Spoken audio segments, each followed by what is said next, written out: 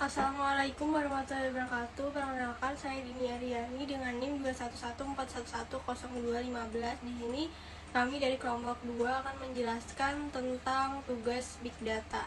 Baik, di sini saya akan menjelaskan bagaimana kita melakukan data klasifikasi menggunakan RStudio. Masuk, tuliskan data bank untuk nama filenya, lalu kita ketik tanda panah dari red.delete.clipboard. Nah, selanjutnya yang sudah kita copy, untuk melihat data yang hilang, apakah data yang kita masukkan ada yang hilang atau enggak. Yang pertama, kita ketikkan sum buka kurung is.na, buka kurung data bank kita tadi, kita tutup kurung, lalu cek enter. Nah, seperti yang kita lihat di sini terdapat 4 data yang hilang. Nah, selanjutnya adalah kita view dulu datanya, apakah benar data tersebut. Ada 4 data yang hilang seperti yang kita lihat. Selanjutnya kita summary untuk melihat ringkasan dari data bank. Selanjutnya adalah kita enroll untuk melihat jumlah baris dari suatu objek, yaitu data bank kita tadi. Nilai enrollnya didapatkan sebesar 12459. Berarti jumlah baris pada objek data bank sebanyak 12459. Nah, selanjutnya adalah summary. Nah, selanjutnya adalah summary tadi untuk melihat ringkasan. Selanjutnya kita memperbaiki atau memprediksi data hilang menggunakan sintak. Nah, seperti yang kita lihat ya, lumayan panjang. Oke. Fungsi sintak tersebut adalah mengulang kolom-kolom dari sebuah bingkai data yang disebut data bank dan mengganti nilai yang hilang dengan rata-rata kolom yang sesuai.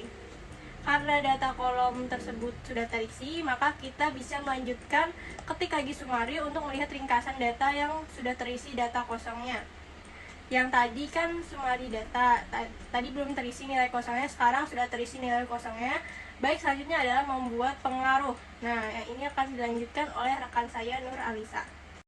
Assalamualaikum warahmatullahi wabarakatuh. Perkenalkan, nama saya Nur Alisa dengan NIM 21141100213. Di sini saya akan melanjutkan penjelasan tentang klasifikasi data.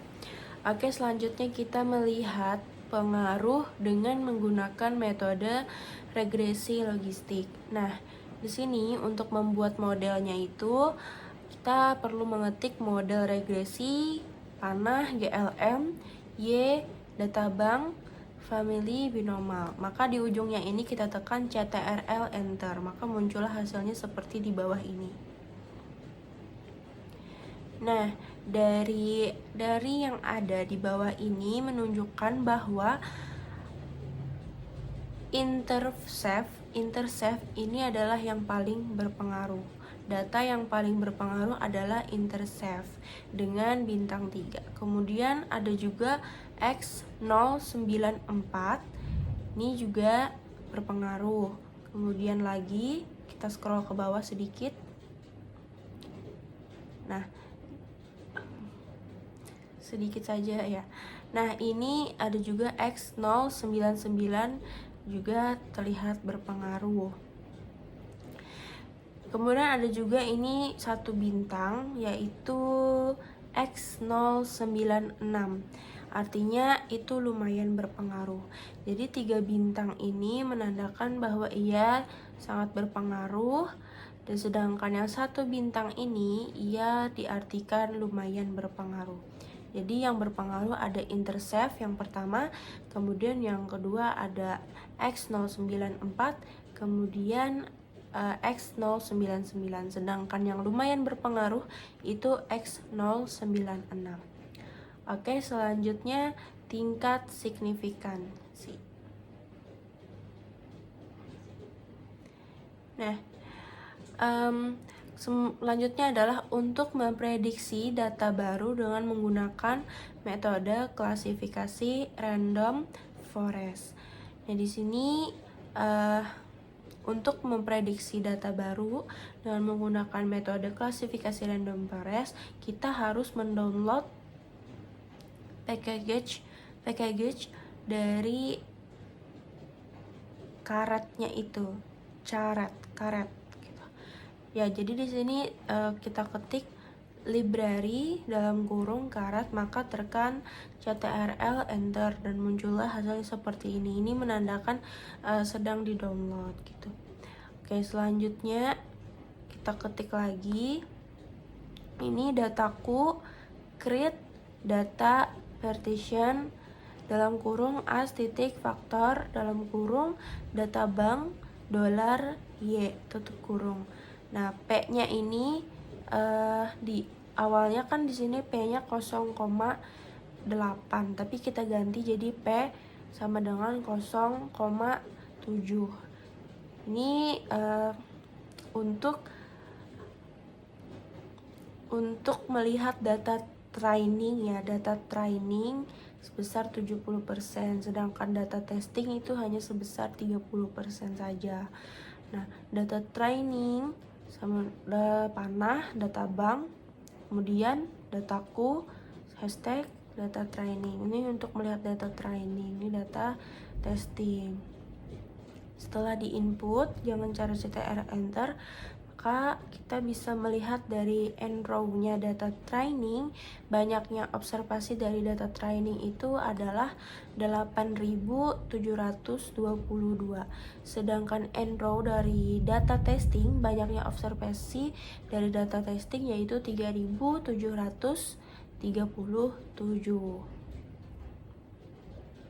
Oke, selanjutnya adalah ini ceket. Oke, selanjutnya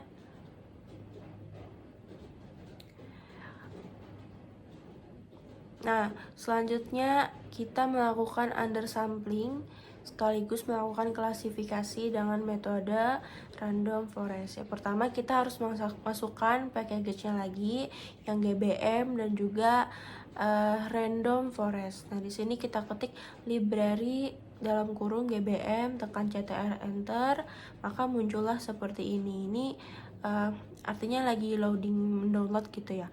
Package GBM was put under air version. Terus random forestnya juga sama, kita CTRL enter, maka dia lagi mendownload package-nya. Kemudian untuk melakukan undersampling-nya dan sekaligus melakukan klasifikasi dengan metode random forest, itu kita ketik set.seed dalam kurung 1001, terus CTRL enter. Nah, maka muncullah di bagian bawahnya ini seperti ini nih. Terus lanjut lagi, kita masukkan down train control method, kemudian revetage GP number 3 sampling down, kemudian RFS train Y, di sini awalnya namanya accessibility gitu, tapi kita ganti dengan Y supaya datanya bisa terinput. Kemudian data sama dengan data train, method dalam tanda petik RF, kemudian TR control down train pre-process. Kemudian di bawahnya juga ketik lagi prediksi RPS data testing. Nah, kemudian setelah itu maka kita bisa melihat dari tingkat akurasi dari model random forest tersebut. Jika yang tadi kita melakukan undersampling sekaligus melakukan klasifikasi dengan metode random forest, maka di sini yang terakhir kita bisa melihat tingkat akurasi dari model random forestnya ini. Itu namanya confusion matrix prediksi data training. Nah, setelah ini semua diketik, kita tekan CTRL enter, maka muncullah data di bawahnya ini menunjukkan bahwa akurasi dari tingkat model regresi, tingkat akurasi dari model random forest ini adalah 0,5727 ini akurasi. Oke, mana tingkatnya 95% di antara 0,5566, 05886. Oke, untuk data di bawahnya, oke, dengan positif 1 sesuai dengan sini. Oke, segitu saja yang bisa saya jelaskan. Mohon maaf jika ada kesalahan kata ataupun kalimat selama pembuatan video ini dan di dalam penjelasannya. Saya akhiri, wassalamualaikum warahmatullahi wabarakatuh.